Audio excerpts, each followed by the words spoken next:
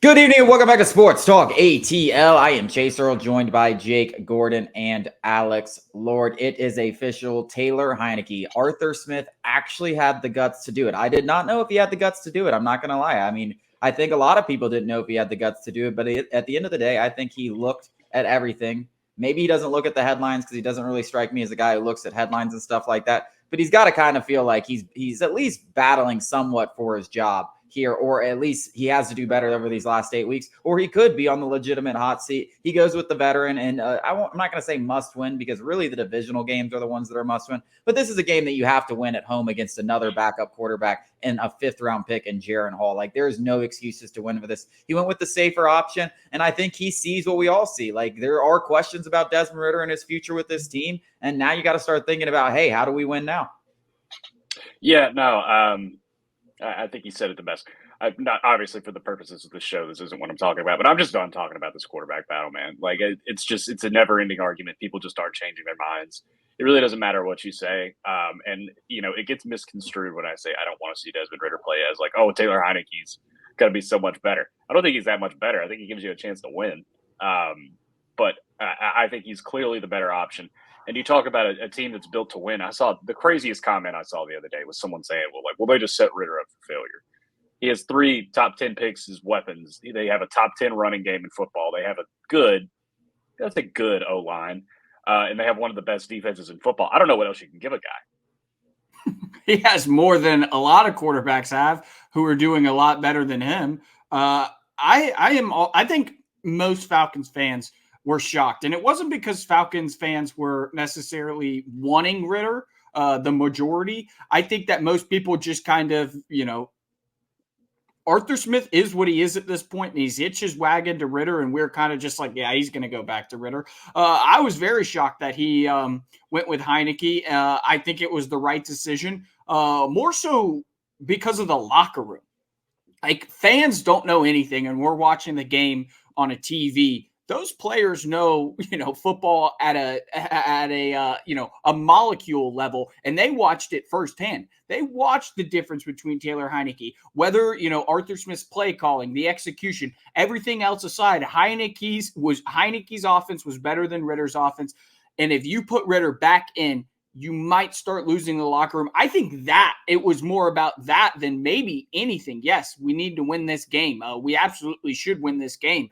With Jaron Hall on the other side of the ball. The Vikings will be out without Justin Jefferson. There's no excuse not to win this game. But, of course, we'll probably lose this game. We were saying this last week against Will Levis. But I think that you couldn't trot out Desmond Ridder and then turn to your guys and be like, we got to go win a football game. And they're like, are you serious, coach? Did you not watch what we watched last week? Did you not watch the 3 points and a fumble versus the 20 points and 4 out of 6 drives ending in points? Did you not watch that, coach? So I think that, honestly, if Smith had it his way, Ritter would be under center. But, circumstances matter, and I still think that he could go back to Ritter. I really do think that's on the table. It shouldn't be on the table. Once you turn away from him, it should be what it is. Taylor Heinicke would have to be a tomato can, and the Falcons would have to lose to go back to Ritter, in my opinion. That's what I wanted to talk about. So that was a big thing in this press conference. It was all he made it very clear. This is just about this week. This gives it the best chance to win. And I actually find it kind of comical how many Falcons beat writers and people that cover the team and think that they know a lot about the team actually believe that. Now, he does have to say that because you have to leave the door open. Like, you can't, if he just is like, all right, this is a benching and Taylor Heinicke sucks, you've really crushed both of your quarterbacks' confidence. He's just leaving the door open that if the possibility arises that Heinicke is just as bad as Ritter, which is that is a very low possibility. I want people to understand it. It's a very low possibility that he's as bad as Ritter, because Ritter's been the worst quarterback in the NFL. He really has. If he's not the worst, he's the 31st best. So Heinicke just has to be better than the 31st best quarterback in the NFL. And Ritter's worse than a lot of backups, let's be real, including Taylor Heinicke. So he's going to have to be absolutely awful to be worse than Ritter. And if he's better than Ritter and the Falcons win this game, you're not turning it back. I actually thought it was comical, like guys like D-Led. Like, how long have you been covering this team? How long have you been covering football? Like, if Taylor Heinicke wins this game against the Vikings, we're not turning back around and being like, oh, yeah, Desmond Ridder, here's the starting job again. Like, no, that's not happening. This isn't just like a little benching to get his confidence up and he works out the kinks in practice. Hang on. There's nothing they're going to be able to replicate in practice that's going to give you like enough confidence to be like, oh, now he's better than Taylor Heinicke. No, this is a straight up benching. They cleared all the air about the medical things. This is a benching. And if Taylor Heinicke, unless he goes out there and like you said, be a tomato can, I mean, he would have to suck. He's going to start next week. Like, this is a benching.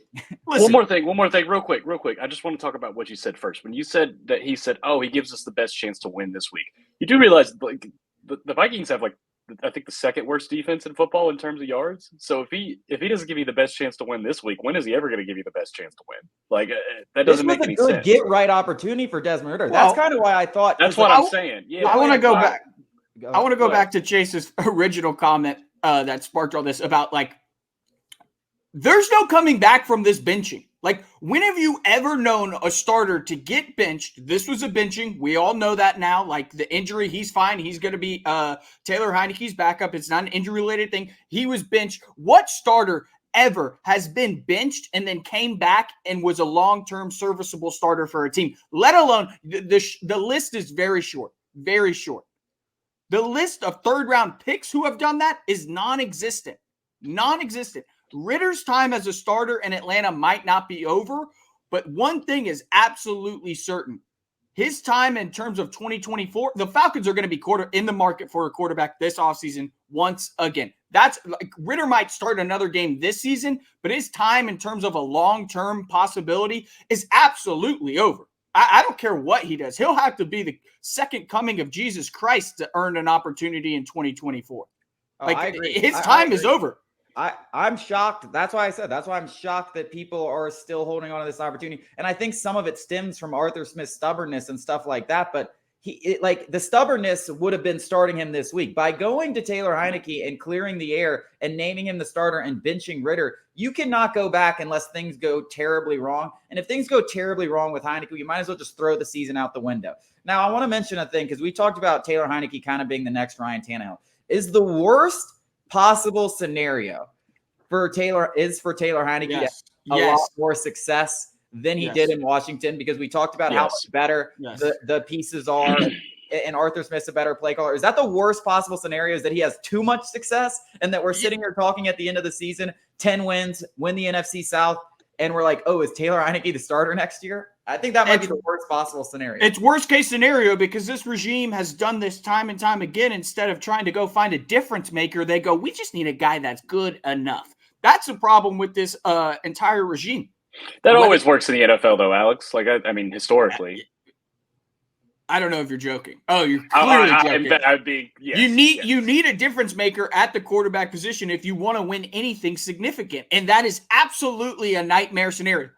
Before this week, my nightmare scenario was that with Ritter, where Ritter showed just enough where Arthur Smith was like, I can get enough out of him. I can do enough. We could surround him with enough, and we could. No. Now, this is an even more real possibility that Taylor Heinicke comes in here, shoves, and then we're sitting here in the offseason go, is Taylor Heinicke the long-term answer? Let me answer it before it even comes to fruition. No, he's not. We should be in the market again for a quarterback, and it shouldn't be somebody that's a stopgap. It should be somebody that we know the ceiling is not a Super Bowl. It should be somebody that we know can carry a franchise when things are rough. Whether that's in the draft, whether that's trading for a guy, it doesn't matter where he comes from. But we got to stop being complacent at the position with this regime. This regime is hilarious when they just go, well, we can win. We hired a guy from the Titans, though. Like, what do you? That was always going to be my concern, is that he was going to bring that. Like, oh, Ryan Tannehill, he's fine. No, he's not. You guys lost a playoff game where you sacked Joe Burrow 9 times. You were the 1 seed at home. You sacked Joe Burrow 9 times, and you did not win that game because your quarterback wasn't good enough. That is football hell. I don't care. I would rather be 0-17. That is football hell. And if you guys like to join me, I think I'm going to be a J.J. McCarthy guy. I think I'm going to go ahead and start that now. There's one example in recent history where a guy kind of – and it's Nick Foles, and even Nick Foles made some special moments, some special throws in the postseason. But respect Nick Foles, though. Nick Foles is a beast. Yeah, I'm still like, you don't want Nick Foles to be your long-term answer. It just so happened that you caught lightning in a bottle. That was it. Yeah. That was the – like, we need a difference maker. That's what it is. Yeah. That's what it comes down to. I'm still stuck on the fact that Jake just suggested JJ McCarthy. I would no. Dude, JJ McCarthy's got. JJ McCarthy. I don't Stop think JJ McCarthy is going to be said difference maker, but I think that you're delusional. He's an NFL quarterback. He is absolutely JJ McCarthy. If you could, it's funny because I was on the JJ McCarthy train preseason, and Alex was just bashing JJ McCarthy. Do you remember this? Yes, but then I switched after multiple games. I was like, JJ McCarthy's making Sunday throws. I said that weeks ago. He's got a host. Weeks ago. I'll take him. Was it Bowling Green that did it? Was it Bowling Green that did it? That was 3 interceptions. That was the 3 interceptions. Bowling Green beat Georgia Tech, man. You got to be careful. Hey, but no, seriously, I'll take him. I'll take Jaden Daniels. Drake May, you'll probably have to trade up, but I think that's actually what they should do. You're going to have to package up some picks and move up and go get a quarterback. You cannot keep. They got all of them. They got all of them. If there was ever a time to just sell out and go get a guy in the draft, it's this offseason. They waste him anyways. Yeah, I mean, there's a ton of guys. There's just two that I particularly do not want, one being JJ McCarthy and the other being Bo Nix. As long as they stay as far away from my franchise. I don't want Michael Penix. I love Michael Penix, but Caleb McGarry protected a quarterback's blind side. He'll be dead in a week. Caleb McGarry, that's another thing, and this is an entirely different segment, but we have about 45 seconds here. Caleb McGarry, there's no way he can be the starting right tackle for the Falcons next year. I know he has a contract. He's awful. Like he's off. There are some blocks that he misses. He's a thief. He is so bad in pass protection and just giving up not just sacks, like literally just I'm some Jalen Mayfield blocks I'm seeing out there on the from the right tackle that we paid $34 million this offseason. I mean, it's an absolute embarrassment. Of course, this happens to the Falcons, and this is what I'm worried about. Some guy has a good year, you pay him, he sucks. Like that's Taylor Heinicke. He has a good year, we don't pay him, but he's the starter next year, he sucks. We're just in hell. We're in hell right now. This is football hell. Coming up after the break, the Braves make another big signing to their relief corps. Joe Jimenez is back for 3 more years.